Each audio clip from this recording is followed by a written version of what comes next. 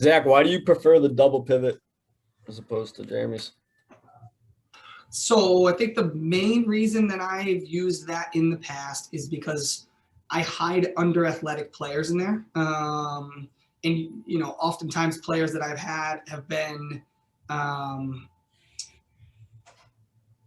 guess, yeah, so under athletic, but also intelligent, right? And so if you can relationally have that pivot, and the way that I like to press, you can't get, I would kill a box to box, right? And so with the double pivot, that will allow me to press higher with my 7 and 11. So it's mostly defensively, to be honest, and give me a better starting spot on the position when I turn them over. And then the deeper lying 6 is that fulcrum that Jeremy explains to play out the weak side, where I like my outside back to get around my midfielder, and that's where I'm creating damage, right? And so a key result for me inside the flow in context of the game, it would be, say, the 7 setting the edge and bringing the ball inside, the 10 or the 8 winning it, setting it back to the 6, who then plays out to the 11, who drives while the 3 is overlapping them. And that's giving me the numerical advantage on the weak side of the fields, and my players are usually higher, right? So then the 7, the 10, and the 9 are all in those box for the early runs. And if you do that out of transition, like, so what I teach and what I work towards is the quicker we can switch the transition, we can transition to the opposite side of the field, the better our numerical advantage can be there, right? And so the 6 and the 8 allow that balance and allow that freedom for the 7 and 11 to go higher with cover behind them. So that's why I play more with the pivot with the 2 6s. And then what defensive block do you drop into from there? From there, they actually, the 2 6s would step out behind that 7 if that 7 got beat, and then the outside backs would stay. So it would become almost like a 4-1-4-1. And so he's releasing out to the side, and then the other 6 is sitting in the middle protecting the block of 4. Cool. Anybody else? Chris, what do you play out of, or what have you played out of in the past? 4-3-3, but I have a super athletic player, and actually this is an interesting point in thinking about what you just said. Danny Ellis is a player who's going to play at Wellesley, and functions better alone as a single 6 than if we played in a double pivot. We've tried that with Izzy, playing them next to each other, and it doesn't work. She's better when she can cover ground and have the space all to herself.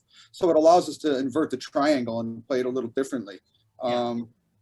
This group this year is going to change a little bit, because I think I'd like to tuck in our 7 a little bit more, because we have a real athletic, good server of the ball, fast player playing in the 2. So we may stay home more on the left side and take a little more chances on the right side by tucking the 7 in and having the 2 come forward. But it's always in a 4-3-3, which gives you the flexibility that late in the game, if you're up, you could change things. If you're chasing the game, you could change things as well. But I really like getting backs forward, and if the 6 has to cover, or the outside back slides over into if the outside center back slides over and the 6 drops into the center back, that's fine. So the way the modern game is played is that you should be attacking from both sides, getting people forward, and then when you lose the ball, how quickly can you win it back counter pressing? Yeah, I agree.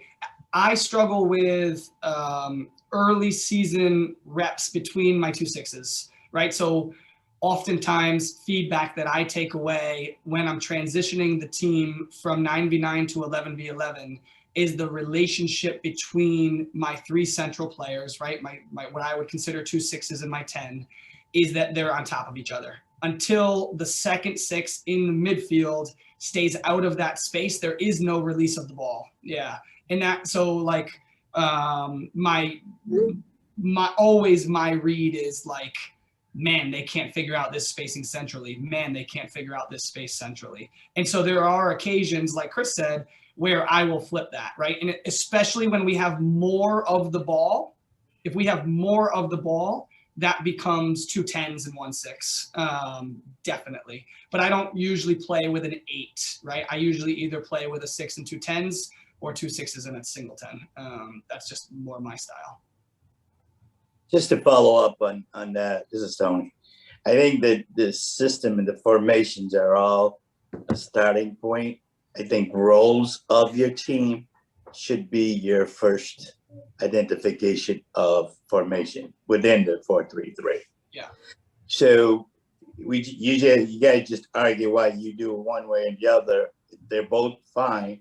It's just your role for your players that you have, existing players, mandate how you're going to play out of that system. And that was a great point, that we just have to understand what we have. And Chris has a team that's been together for 3-4 years or more or longer, and they understand each other. But it took a while to figure out that those two were not the way he wanted to play. So it's okay to try and understand the role that the players give you. Yeah, I think that's a great point, Tony. And Yeah, it's like the chicken or the egg, you know. Do you build the system around the players, or is are you going to build the players around the system?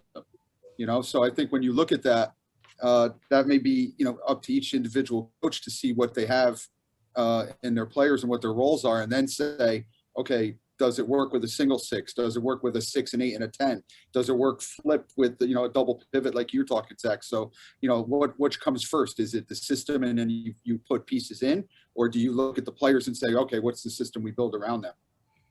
that was a really good learning moment for me, was when I coached with Sean Bailey back at World Class. We're talking like 2008 or 7, right before World Class stopped being. And I wanted to play my strongest players through the center of the fields, right? My most athletic, strongest players through the center of the fields. And Sean Bailey said to me, point blank, they can beat anybody 1v1.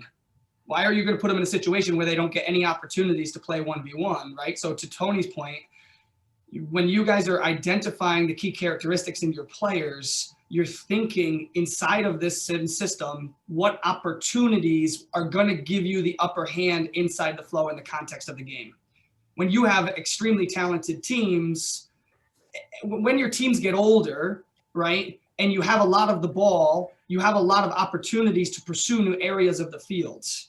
If your teams are not built where you have a lot of the ball, then you're only taking the opportunities, the slim opportunities that you have, right? And so you've got to understand the key characteristics and the amount of chances you're going to get and where you think those chances are going to be best when you're thinking about how you build first your training opportunities, right? Where and what are the opportunities that I want my team to pursue and why?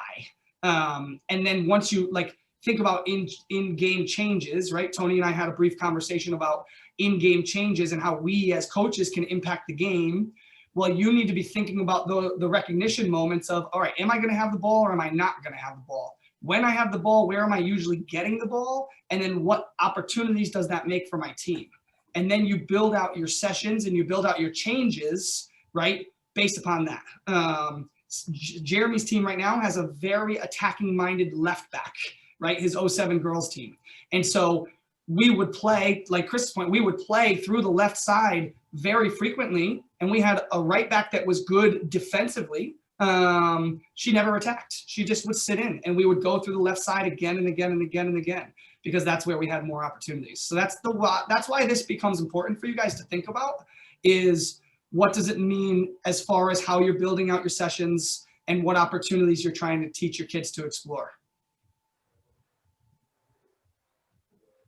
Speaking of sessions, Zach, I think one of the things that would be helpful was if we did do some sessions for coaches and, have a topic and have everybody there, or try to, or record it just like you are. I think that promotes more of engagement from the coaches. Sure. It also may, we could all learn from each other, how we approach the game. Obviously, at the end of the day, we all have different ideas, but it's like you said, scoring opportunities. I think it's what is more important. Yeah. If you want to play transitional anyway. Yeah, so I think finding what we need to talk about, and we can, put a survey together, is when that opportunity would present itself for us all to get together. That's the hardest part. This becomes a simple, because we were talking about, could we just take live bar and streaming sessions and show them on here with stoppages and build out what we were doing there, but that doesn't have as much of the feedback characteristics. We have the VO as well, so we can take outdoor sessions. So we can look at some different ways to do that. But I would love to be in person with everybody more frequently. That would be great.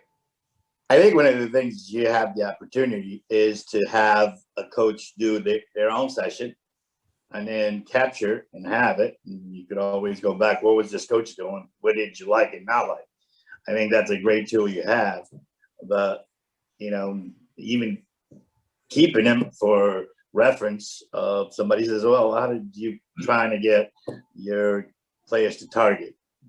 If somebody's doing that, then you have it for reference. Yeah, great idea. I agree. Cool. All right, anybody else? We're getting right at that. We got about 2 to 3 minutes left. Jeremy, you have any recap items based upon some of those comments that you want to add in? No, I love the discussion. The part of me getting through it quickly was to open the door to have more of these discussions, and I love the feedback, and I love the questions and the comments. And so, again, we want to learn off each other, and we want to learn off each other, right? So any opportunity we have to do that is fantastic. Anybody, I love watching sessions, so please ask, and or come and watch mine and offer me some feedback. I mean, that's just, we love being here. We love getting that feedback so that we can all get better. Yeah.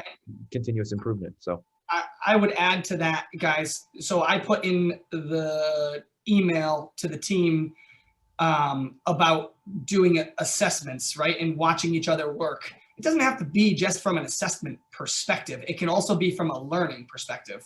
I would hope you could gain both from that. But if you wanted to go watch Chris, Tony, Jeremy, anybody watch sessions and talk to them, I would just reach out to them preemptively and say, hey, what are you working on tonight? Can I come watch and steal some ideas? Can we talk about it? And I'm sure that we would each find some time for each other. But that's what's so special about our culture. I want everybody to keep trying to think about pushing on that. It's a fantastic thing that we do. You know what, Zach, and I just wanted to jump in with that because what I'm doing now, at least in the last few weeks, is different because these kids have been, this year's 1 year has been crazy, and with stops and starts and pauses and not playing and playing in front of no one and then being off for a long period of time. Then you're in small groups. For the last couple of weeks, I've just let them play just to get the enjoyment back of playing and to remember what it's like to compete again. So for me, I made a decision to say, hey, we don't need to work on tactical things until we're back outside of Maloney or we have a bigger space to work with. So it's been a lot of playing where they can enjoy the game again. It's been taken away from them not by their choice. And then they had, you're thrusted into these situations, groups of 4, only an hour. You can only be 6 feet away. You got to wear a mask. Actually finding out that less is more right now. Yeah.